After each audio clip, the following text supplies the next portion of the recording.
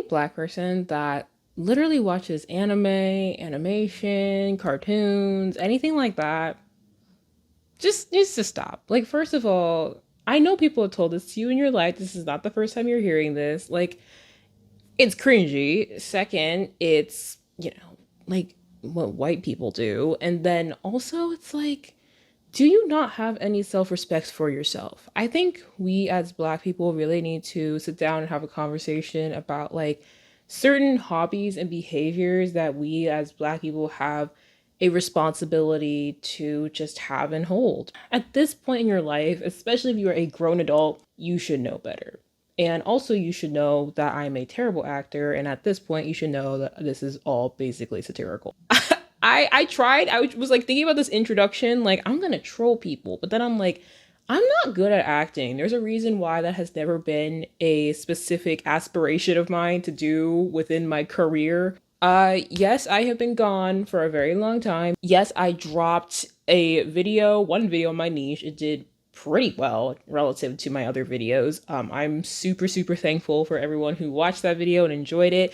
Also super thankful to everyone who pointed out to me that I made a video on the whole season and it wasn't even done. So it's an incomplete review. I think it'll be really funny if I end the year, because I started the year with that video, and end the year with the second half of that review. So that's probably what I'm gonna do. But that's not what I'm talking about today. I want to talk about something that basically was just told to me my entire life. And as I've been gone from all my socials, I've been just thinking about why I want to make content in the first place.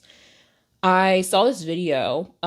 It was talking about like motivations for like, why do you want to make content? And I think for a lot of people, it's to inspire. And for me, I've been thinking about who's my target audience, who would actually watch these videos. And I thought of myself when I was a kid. And I feel like me as a child who was told all the things in the beginning, there's some stuff that was a little bit exaggerated. I'm going to go over into my actual stories and things that I know other people must resonate with, and how much I would have appreciated someone like me making content within fandom. I say fandom is like a general term, just basically for just anything with a very strong online or even in-person following that is usually considered very like nerdy, especially things like anime or other fandoms like Star Wars or Star Trek. I'm not particularly in those fandoms, but that's just an example. And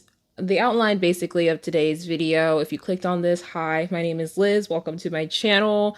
This is honestly kind of my channel overview of a video. I want to talk about the narratives that I heard in my life from different groups of people who basically kind of express that rhetoric that I said in the beginning and kind of talk about why I think it's said by each group. But then I also want to then talk about how I want to translate that into my content and basically combat these narratives that are commonly said by people even to this day, and this weird hostility and also pressure, especially for Black people, especially Black women, I think too, to just act and behave a certain way. And I feel like not I cannot talk. Not only is it something that I think we hear from inside of the house via the Black community, but stuff we also hear outside of the house. And I think it's a problem, and it's something I want to combat and just go up against in this realm of the internet. So just starting out, talking about the narratives of things I heard in my life in regards to this. And when I say this, I mean this weird just ick that people had towards me. And I know people that were like me that just didn't act like a Black girl. What they really mean is I did not fit the ideal stereotype of what a Black girl should act like. I don't talk like a Black girl. I don't dress like a Black girl. I'm not like the funny Black girl or the sassy Black girl. And oftentimes I felt like people even tried to subscribe those things to me when they didn't apply to me. A little bit about me, I grew up in a predominantly white area, but I also went to a mix of both predominantly white schools and also predominantly not white schools. My high school was an even split between white people and Asian people, and there were basically like four black people in my graduating class, including myself. And so it was really interesting growing up in that environment and also just hearing things from the different people around me. And the groups that I have broken this down into are non-black people, which is the most obvious. The second is from inside of fandoms because I grew up in the age of the internet, or why the internet was still kind of like growing and developing, and which is like the 2000s and 2010s. And then third is from the black community. So starting with non-black people, like I said, that's just the environment I grew up in. Obviously, I faced hardships from all ethnic groups, okay? And I think when these conversations happen, people start to just pin blame on one specific ethnic group. And I'm not going to say names or say which groups did what and what groups did whatever. But I will say that, I think that every ethnic group has ignorant people. And that's something I definitely experienced when growing up, especially when I was literally told to my face. And it was like weird. We were at lunch and we were talking, and this guy randomly just comes up to me and he's like, "Hey, Liz, can you talk like a black girl? Why don't you sound like a black girl?" It's like, can you talk about like, oh, I cannot even talk. Can you talk like an actual black person's supposed to talk like? And it was the most strange thing. And it's interesting because within this, people literally flat out would just say, "Oh, those hobbies, like that's what white people do," which is so strange, especially since I was a huge weeb when I was a kid.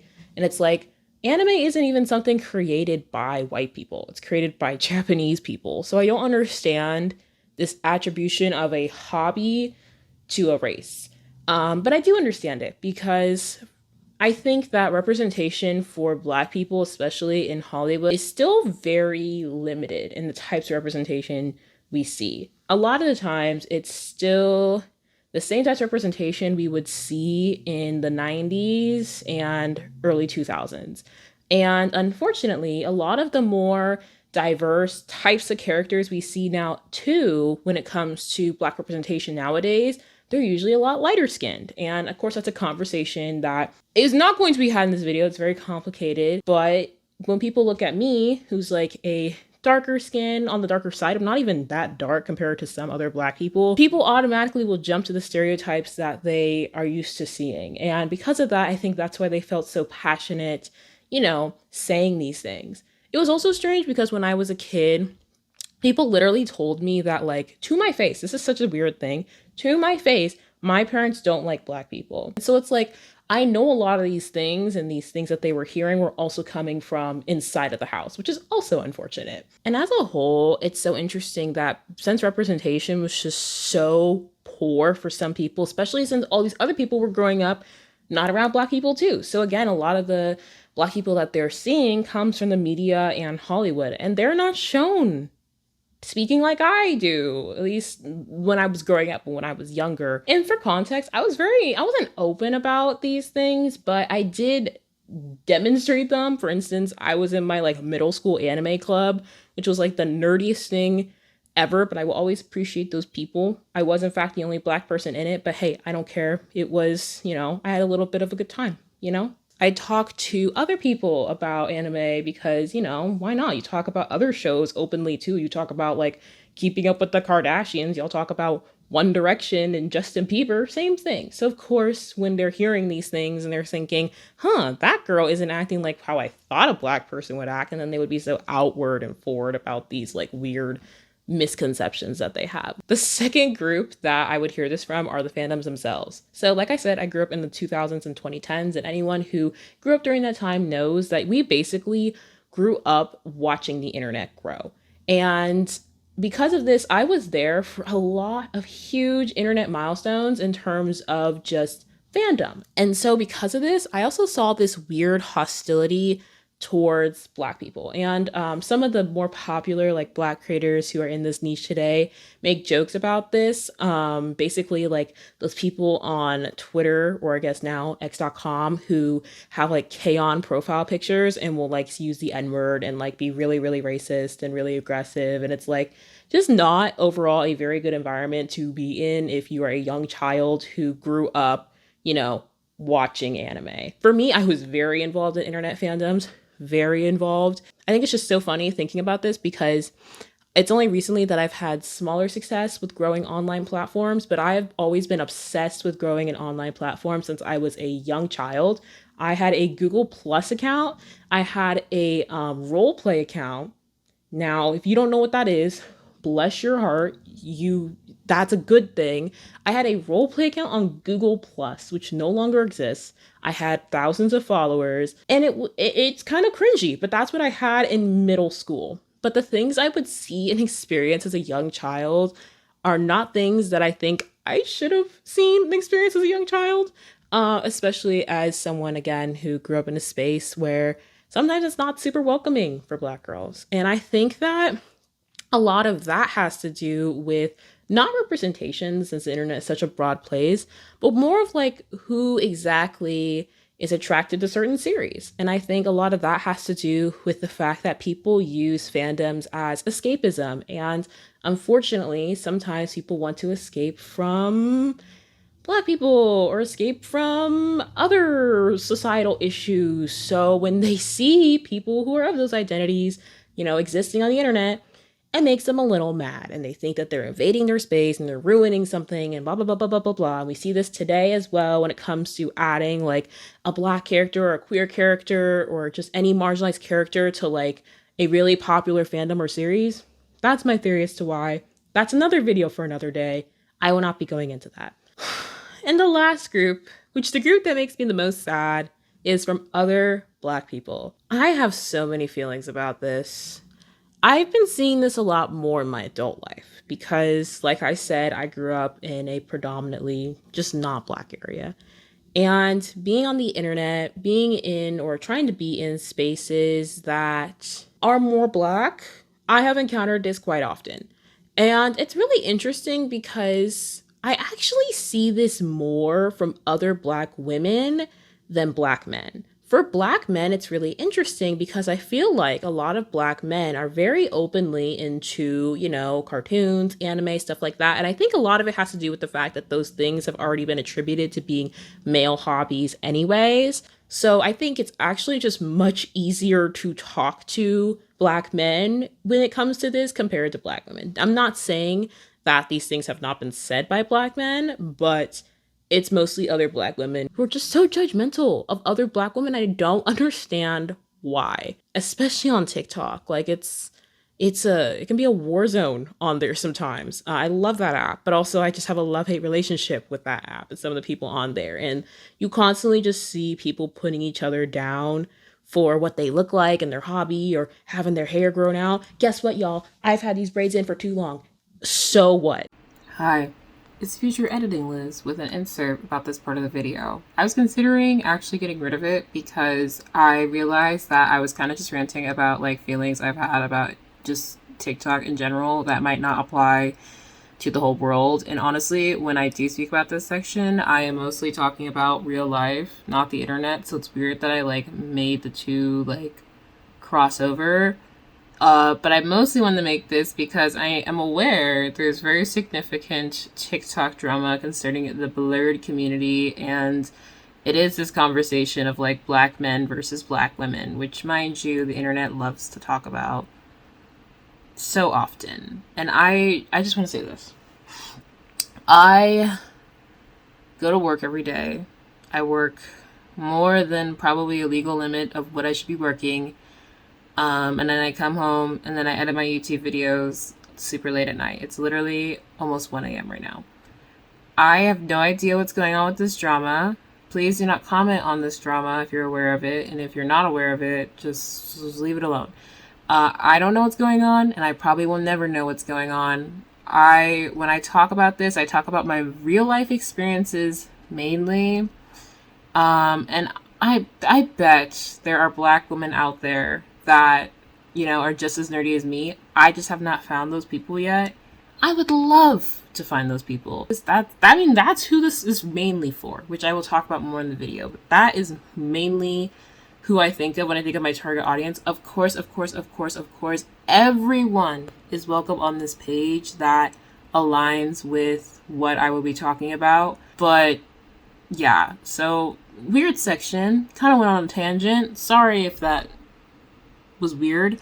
But yeah, I'm also aware. I want to make this mainly because of the whole drama happening that I'm, again, not aware of. I don't know what's going on, and nor will I probably ever inform myself of what's going on over there. So yeah. It's like, y'all, why are we doing this? What is this for? We are our own worst freaking enemies sometimes. Like, I love y'all. I love us. But then it's like, why do we do this? Why does it matter what someone looks like or likes or, has a hobby of? Like, at the end of the day, and this is to every single one of the groups I talked about, hobbies don't have a race, okay? Newsflash, you can be anyone you want, like anything you want, and it's okay. And this is not me defending other behavior when it comes to things that should be closed off, cultural practices that's completely different. So don't get it twisted. Don't get it twisted. I don't even want to see even any comments talking about that. That's not what I'm talking about. I am talking about hobbies like chess and watching anime, like I said, or being in certain fashion aesthetics. Like, that is the type of stuff I am talking about. And it's so dumb that we as people just constantly belittle each other and just belittle other people because of the things they like. It's just, why are we still doing this in 2023? And so ultimately, this long rant, what does that have to do with my content? This translates into 3 bullet points, which I promise will not take another however long that long first segment is, into how I think as I become more consistent, especially on YouTube, this is what we could expect to see from my content going forward. The first is I want to proudly take space in this world of fandom. As a Black woman, when for so long I have been, basically told that I shouldn't have these hobbies or I shouldn't do these certain things because of who I am, which is stupid. And I think that I want to be a missing piece for other Black women, just not even Black women, just like anyone who feels as if they don't have a space in the world for like having this hobby, which is stupid, or having these interests. This is for you. This is for y'all. Anyone of any sexuality, gender, racial identity, this is for y'all. That's what I want to do. I want to be what I cannot see on social media as a child, and I want to heal that inner child one video at a time. And this is literally just me having fun on social media, talking about the most random stuff, which y'all will see. I have some, I think, pretty unique content ideas within this. Y'all are gonna probably do a double take like you did for this video when you saw it on your Discover or wherever you saw it. But I think they will be pretty entertaining, and so I hope you are excited. The second, which this is something that I had started out at the beginning of this year, and it's something I really want to continue and even just like double down on because of this, which is basically combating people who feel like representation and diversity is something that should not exist within fandoms, which I think is really, really, really, really stupid. Like it or not, as much as you want to escape, like I said earlier, the world is a diverse place. We live in a very, very, very diverse world. Society's diverse and it's beautiful and it's amazing and it's spectacular. And I don't see why someone could hate seeing more people of different, again, gender, sexualities, able-bodiedness. Like, it's, I don't understand it. And so basically, I understand this is not always executed the best way. I want to celebrate the times that it is executed well and talk about the ones when it's not executed well. What could be done better so that producers, Hollywood execs, actors, writers, artists can look and say, wow, this is what is being done well. This is what audiences resonate with. And this is what we can take and borrow moving forward to make just a better world in terms of the representation that we see, because they do have lasting effects. This representation has lasting effects. Like I talked about in the beginning, all those people who genuinely feel so empowered to have that opinion because of the stuff they are seeing every day, especially when they're not exposed to these groups on a regular basis. And instead of minimizing and attacking representation in such an unproductive way, like people who are like, oh my God, stop the wokeness, or this is so woke and bad, why don't we take 2 freaking steps back and be like, okay, why is this not done well, and what can we do better next time? And so that people who are writing these movies and making these animes and animation and cartoons or whatever can take what's good and do it again.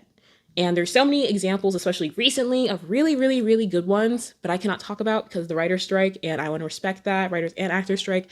But the minute that's over, you will start to be hearing from me again. If you follow me on TikTok, you're very familiar with my series Diversity Done Right. That will be something that I continue going forward. Because diversity is not just something that makes people feel welcome in these spaces, but it also disempowers people who just feel the need to be ignorant, and maybe we'll educate those people. And lastly is to educate people of the specific cultural context of which certain things that we see today, like why those things are the way they are. People probably don't know this if you don't know me in real life, but I just graduated with a degree in history, specifically a modern American history, and I love modern American history. I actually did my thesis on a topic that is pretty adjacent to what I talked about today. And I'm definitely going to make a video on a topic I've never seen anyone in my entire life talk about. And I think that y'all are going to love it if you're watching this video. You probably have no predictions on what I'm about to talk about, but I think it's really cool. But just doing more of that, because I think it's really cool to just talk about these things of the past that inform why we see things the way we see them today, especially when it comes to racialized, sexualized, again, able-bodiedness, gender in Hollywood, or just the broader umbrella of what is under Hollywood. And so, if this is something that you're interested in, please, please, please, please, I'm begging you, subscribe to my channel. I appreciate every single person who subscribed after my last video. I am so sorry I went AWOL off this planet. I apologize. My next video, you should not have to wait long for at all because I bulk filmed them. So you should be seeing them pretty soon. I'm just so happy if you watch to the end of this video. That really helps me with my watch hours. If you don't know how YouTube works, basically, in order to get like monetized, which I would like to make some side income off of this just for transparency, because the economy is tough out here, y'all, especially for new grads. It is tough. Just making just small side income. You have to reach a certain number of watch hours and subscribers. So I really, really appreciate anyone who supports me. Leave a comment down below, leave a like for the algorithm. If this really resonated with you, like I said, no matter what your identity is, if you just want a safe space on the internet, a space where you can see and just have fun, a place where we learn and grow and learn about the things around us in terms of representation, diversity in Hollywood, a space where you just, especially if you have a similar identity to me, seeing someone who, you know, takes up space in a way that you've never seen really happen that often before. I hope that you will stick around for future videos. But in the meantime, I'm so happy to be back. Literally, like I said, I have been my own little content creator, social media girly since I was in middle school. So you don't even understand how it feels to say thank you so much for watching, and I will see you in the next video. Goodbye, y'all.